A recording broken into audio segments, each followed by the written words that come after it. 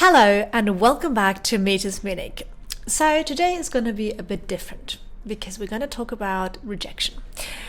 And even though rejection sucks, it is way more important than you think, and it is actually quite valuable for you. Now, how the hell is that true? Well, I feel like the three main points I want to talk to you today is the first one, that you're not as special as you think. The second one is that you can really improve yourself and build your self-confidence on various pillars.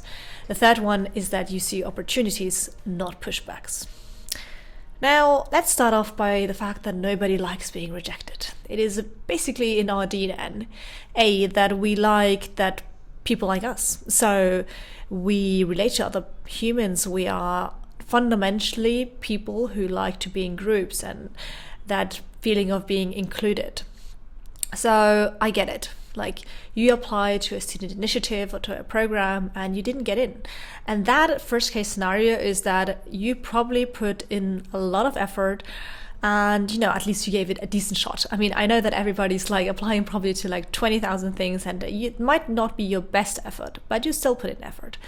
And then they said no. And I wanted to do this video because I know so many people who apply just once somewhere and then they get rejected and then they're like, okay, I'm not good enough, or they really look more towards the intrinsic part of it in a negative way. And I can say I have had my fair share of being rejected. Like, I did not get into Start Munich, I did not get into InnovizVC or CGTM or many others not. But I did get into Manager More, I did get into Academy Consult, I did get into the Film Master, and I think there are so many other ones where I didn't even apply to. So we will never know if I got in or not. And it's not about saying, okay, now this one program is better than the other, and I feel like that's the wrong way to approach this. And please don't look at this in a negative way. Like, I'm happy that all these other student initiatives and these other programs got even better applications than mine, and I can really take something from this. So what nobody tells you really with rejection, I feel like, is that a lot of people apply more than once. I mean, I know so many people who applied to CGTM, to Manager More 2 times, 3 times, 4 times, and then they got in.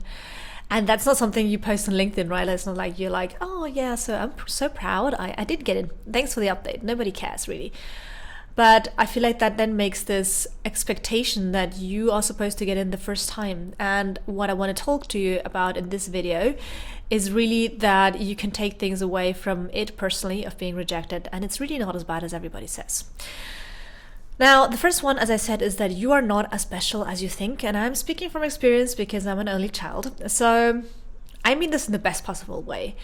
I feel like when we become overconfident as human beings, I mean, there are so many studies in terms of the overconfidence bias, especially in CEOs or in managers.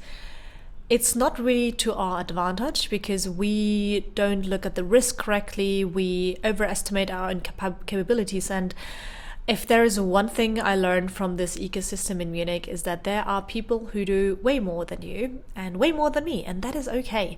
These people go to the more prestigious universities, they do all the programs, they do 6 internships, they go to only the best names. And I say this with a lot of love for these people because, like, hats off to what they're doing. And for me, it's always been more of a, like, not out of a competition perspective, but just looking at it is like, okay, so I didn't get in, that's fine, I did get rejected, and these people are probably a better fit. What can I learn from the other people who got in? What I learn from the people of this ecosystem? And really, it's more motivational for me, because if I see that these people can get in and they have done so many things, I can do so as well. And that's kind of what I would encourage you, is to look at this from especially if you've always, for example, been a straight A student, or you've always been very excellent at what you do, you get to these networks, and that's something which I think some of my guests have also talked about. You get there and everybody has done so many things and you're not special anymore. And that is a good thing. Like, the rejection in that sense is that you send yourself back and you're like, okay, maybe I thought I was going to get in 100% and I didn't get in. And that's okay. And just to kind of recenter yourself and be like, I probably shouldn't have been so overconfident. Maybe I'll put in next time a little bit more effort. Or moving on to the second point, you can really improve yourself and build your confidence on various levels with rejection. So I've always asked people like why I got rejected, like always. And I'm a very big believer in feedback. And if you know me personally, I love asking people like what their first impression is of me, which might sound a little bit weird, but basically I like knowing how do I come across, what did I do wrong?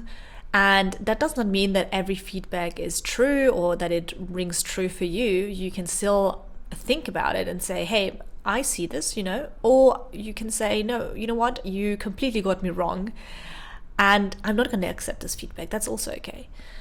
But I have learned so much in terms of how people perceive me, how I can be more concise with my wording, how my motivation just didn't come across. Or I can be like, they have a fair point. Maybe I wasn't the right fit for them. So I think it really is important that you stay true to yourself and it doesn't shake your core beliefs when you get rejected. Like just because you didn't get into that program or that student initiative doesn't mean that you do not hold value. Because I know to everyone I applied and where I didn't get in that I could have 100% added value, that it would have been a very smart choice to include me without sounding too overconfident. But I understand that there probably were even better people and there are limited spaces. But what I want to say is that you can really use rejection as a way to be resilient and very sure of yourself and stand your ground when you're rejected. And I feel like especially how you handle it says a lot about the person. Like, are you still nice to the people who rejected you? How do you show up? Do you still have a smile for them? And not that you're bitter or passive aggressive, I didn't get in, I'm not going to talk to these people anymore. That's, I feel like, the wrong way to approach this. And I think especially as an entrepreneur, that's something which I think everybody talks about. Like, you get so many no's, I think you lose count at some point. Like, especially when you're fundraising, when you're pitching to VCs and they say, no, I'm not interested. And oftentimes they don't even give you feedback. So really, when you can get the feedback, definitely take it. But also customers. And I think just getting accustomed and being comfortable with getting rejected is great, or getting the no. And I remember this TED Talk as well. If I can somehow link it, I will do that, where this guy set out to do things where he would probably get a no.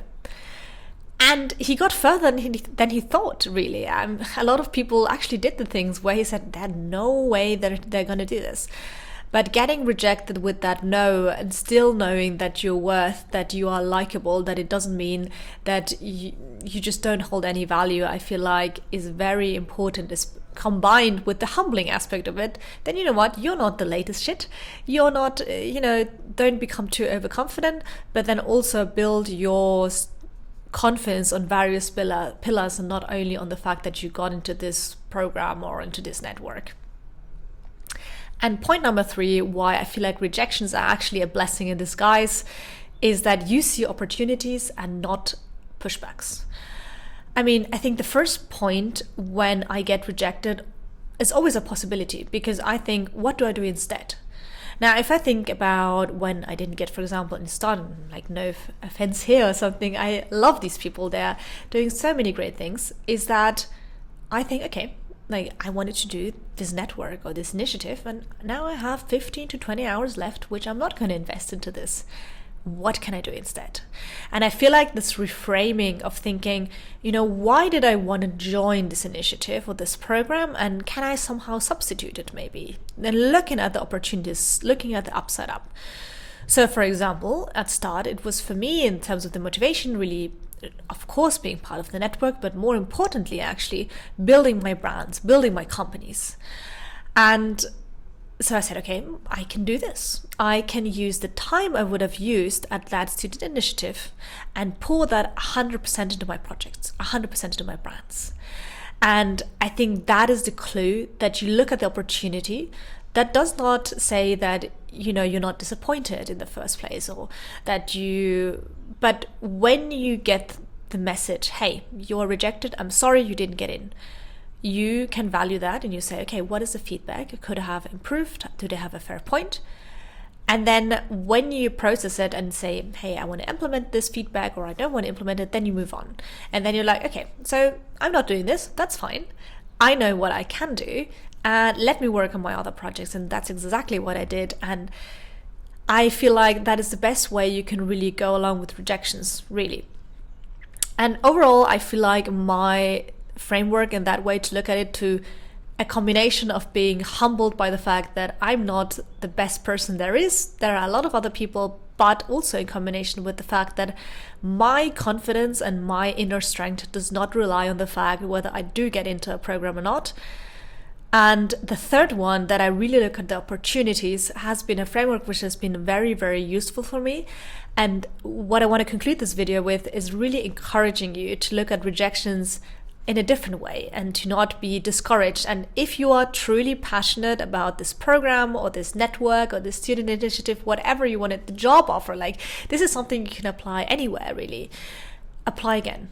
Like, I can truly tell you that I know countless people who, as I said, have applied 2 times, 3 times, 4 times, and then they got in. And of course, like if you get in the first time, congrats, like that is even better, but don't be deterred, and just really try to look at this from the upside potential. And also, if you apply several times and you iterate on yourself and you can show them that, hey, I saw your feedback and I improved on myself, and you keep on applying, they know that you actually want to be part of this. You have the grit, you have the determined, you are determined to do this. And I think those are great qualities which you can show in any situation. So I hope you like this video, a little bit of a more personal insight. And if you like what I'm doing, definitely consider subscribing and supporting me. That would mean the world to me. Thanks, and until then, all the best.